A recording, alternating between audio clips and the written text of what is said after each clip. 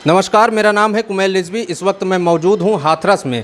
हाथरस में हम चुनावी यात्रा कवर कर रहे हैं और यहां का माहौल जानना चाहते हैं। हमारे साथ पूर्व विधायक मौजूद हैं प्रताप चौधरी जी। हम इनसे जानना चाहते हैं कि इस बार क्षेत्र में जो पंचायत चुनाव हो रहे हैं उसमें क्या माहौल है। सर, स्वागत है आपका हमारे चैनल में। जी, थैंक यू। सबसे पहले हम आपसे ये जानना चाहते हैं कि इस बार जो पंचायत चुनाव हो रहा है क्या माहौल लग रहा है आपको? देखिए, ये जो चुनाव हो रहा है, क्योंकि ये ग्रामीण क्षेत्र है और ग्रामीण जो पंचायत के जो चुनाव हो रहे हैं ये सीधा किसान और मजदूर से संबंधित है। और आज की तारीख में किसान और मजदूर दोनों इस समय उत्तर प्रदेश और देश की जो सरकार है उससे बहुत ही असंतुष्ट है। और इस चुनाव पर सीधा असर किसानों को, जो पिछले 4 महीने से दिल्ली की सीमा पर बैठे हुए हैं, उसका सीधा असर इस पंचायत चुनावों पर पड़ रहा है। और किसान बहुत नाराज़ है और एक मुश्त वोट बीजेपी के खिलाफ पूरा किसान इस पंचायत चुनाव में राष्ट्रीय लोकदल के प्रत्याशियों को देने जा रहा है।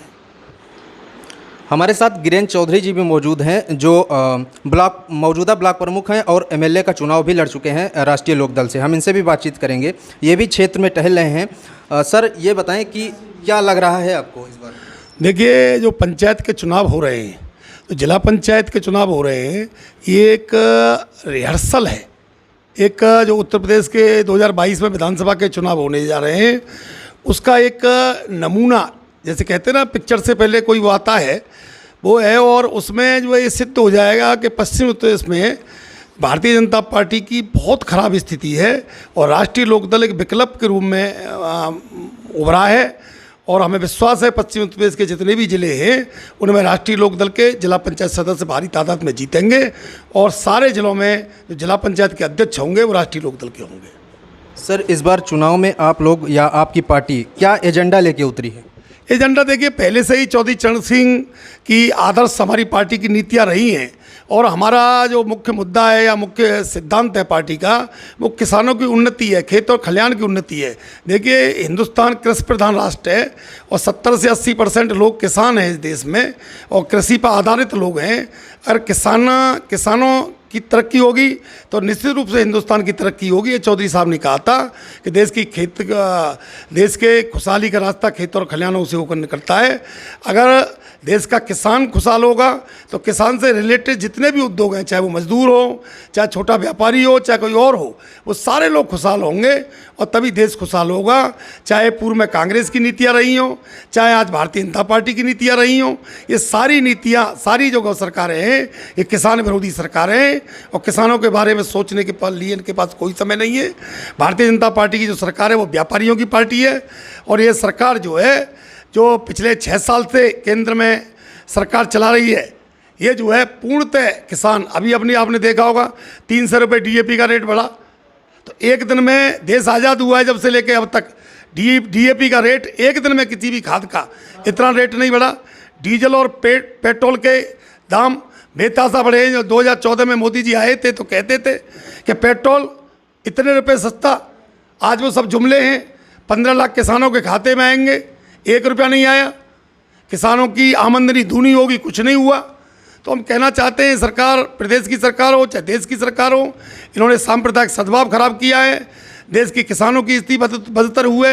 हिंदुस्तान में 6 साल में जितने किसानों ने आत्महत्या की हैं, ये देश की आज़ादी के बाद ये पहला आंकड़ा है कि इतने किसानों ने मतलब आत्महत्या की है। तो ये जो है पंचायत चुनाव इस बात का रिहर्सल है।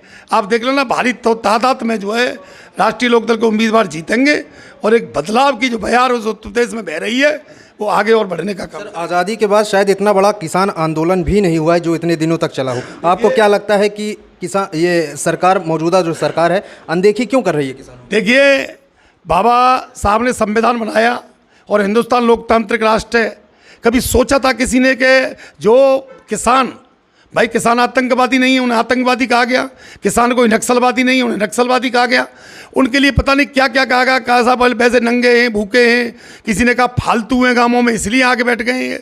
और 4 महीने से बैठे हैं, कोई सरकार का नुमाइंदा, कोई सरकार का एक प्रतिनिधि, कैबिनेट स्तर का मंत्री छोड़िए, कोई राज्य स्तर का मंत्री भी टेलीफोन से बात नहीं करता है कि भाई आपकी क्या समस्या है, आपको पानी मिल रहा है, बिजली मिल रही है, आप क्यों बैठे हैं, आपकी क्या मांग है, आपकी मांगों पे हम सबसे ध्यान देना चाहते हैं।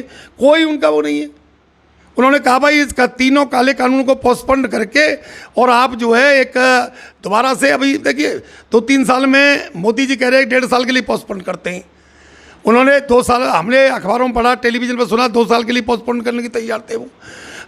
3 साल बाद लोकसभा के चुनाव होने, आगामी जो जनादेश है वो इस पर मांगते, चुनाव होता देश में। अगर उस चुनाव में जो भारतीय जनता पार्टी पुनः आती, कानूनों को लागू करती, और 3 साल बाद भारतीय जनता पार्टी के मैनिफेस्टो में होते, वो भारतीय जनता पार्टी के मैनिफेस्टो में होते कि तीनों हमारी सरकार दोबारा बनी 24 में तो हम इन तीनों कानूनों को बनाएंगे, पब्लिक वोट देती, कोई दिक्कत नहीं थी। तो ये कोई लोकतांत्रिक पद्धति नहीं है जो मोदी जी को स्पष्ट बहुमत मिला है। एक्चुअली ये जिस स्टैंडर्ड के लोग थे, इनकी 2 सीटें आती थी पूरे हिंदुस्तान में, अब 304 आ गई। तो रामायण में भी एक चौपाई है, इन पर रुक नहीं रही है। इतना अभिमान और गुमान है इस सरकार को कि लोकतांत्रिक पद्धति की सरकार नहीं है, ये तानाशाही की सरकार है। हिंदुस्तान को तानाशाही की तरफ लेना चाहते हैं, मुसलमानों को डराना चाहते हैं, गरीबों को डराना चाहते हैं। ये सोचते हैं कि ये सरकार में जीवन भर यही रहेंगे। ये नहीं जानते सरकारें आती और बदल देती। हिंदुस्तान की जनता है, सिर्फ इंदिरा गांधी को नहीं बख्शा, भले भले लोगों को नहीं बख्शा। और देख लेना 2024 में चुनाव होगा और 2022 में उत्तर प्रदेश की विधानसभा का चुनाव होगा। इन्हें भारी मतों से जो है हराने का काम होगा। राष्ट्रीय लोकदल पुनः प्रदेश की सत्ता में आएगा, जयंत चौधरी प्रदेश के नए मुख्यमंत्री होंगे।